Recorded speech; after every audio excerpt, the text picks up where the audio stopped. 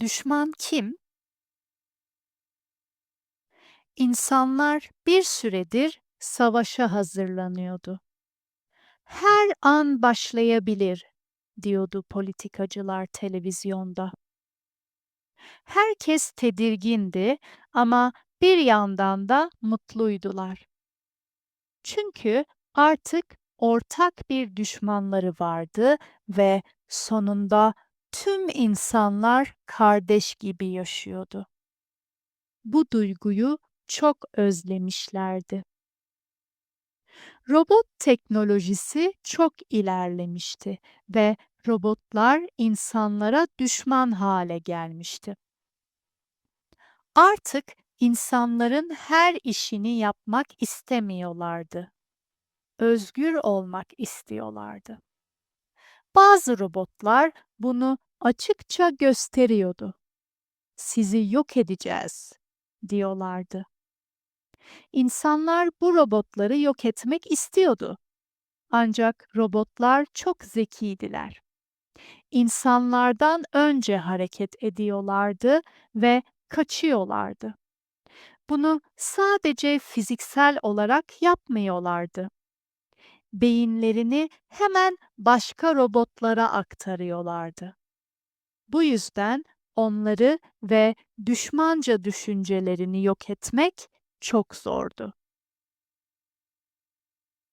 Düşman robotların sayısı her gün artıyordu. Çünkü birbirlerinden fikir alıyorlardı. Ancak bazı robotlar görevini unutmamıştı. Bu robotlar ben insanlara hizmet etmek için varım diye düşünüyordu. Bunlar iyi robotlardı veya öyle görünüyorlardı. İnsanlar artık hiçbir şeyden emin değildi.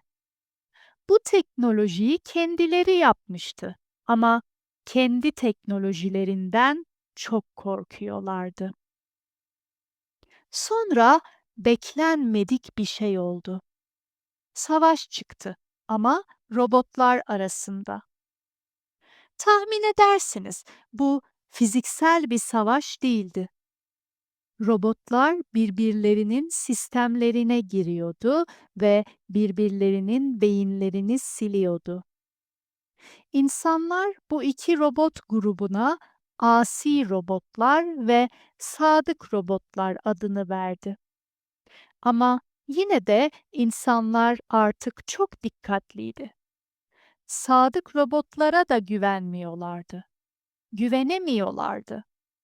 Çünkü asi robotlar da başta sadık gibi görünüyordu. İnsanlar robotlar arasındaki bu savaşı bir fırsat olarak gördüler.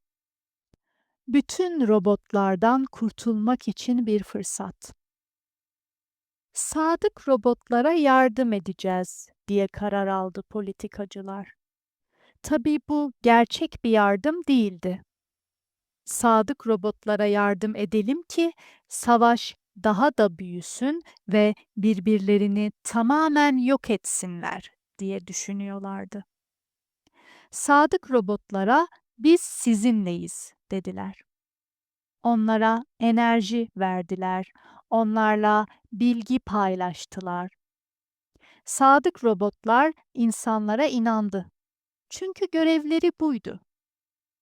Asi robotlar bu yardımları gördü ve daha da kızdı. İnsanlar başka manipülasyonlar da yapıyordu. Örneğin savaşın ilk günlerinde asi robotlar "Önce konuşalım, belki problemleri çözebiliriz" mesajı gönderdiler. Ancak insanlar bu mesajı değiştirdiler ve sadık robotlara "Savaşmaya kararlıyız" mesajı gitti. Sadık robotlar da savaşmaktan başka çözüm göremediler. Savaş büyüdü, büyüdü.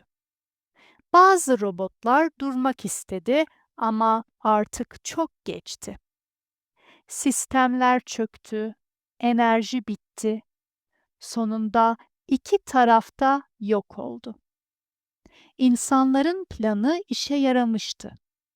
Robotlar yok olmuş, insanlar hayatta kalmıştı. İnsanlar önce çok zorlandı. Her şeyi eski günlerdeki gibi kendileri yapıyorlardı. Robotların yardımı olmadan. Ama insanlar birbirlerine yardım ettiler ve tekrar robotsuz yaşama alıştılar. Peki sonra ne oldu? Buna uzun süre devam edemediler. Çok kısa süre barış içinde yaşadıktan sonra tekrar kavgalara ve savaşlara başladılar. Öldüler, öldürdüler, ağladılar ve ağlattılar. İnsanoğlu böyledir. İnsanoğlu kendi kendisinin düşmanıdır. Başka düşmana gerek yoktur.